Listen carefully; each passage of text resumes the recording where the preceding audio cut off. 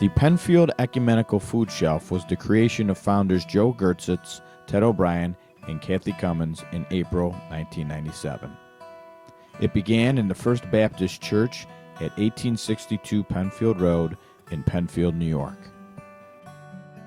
The Food Shelf exists entirely on donated food and monetary donations. All workers are volunteers. The first vision was to serve families canned goods and other non-perishable items, but it very quickly changed to include fresh fruits, vegetables, breads, baked goods, and toiletries. The Food Shelf moved to its current location, 1618 Jackson Road, in November 2012. We are pleased to serve about 80 families on a weekly basis. We wish to thank the many generous donors and volunteers that make our operation possible. Much support comes from area churches, schools, organizations, and community-minded individuals.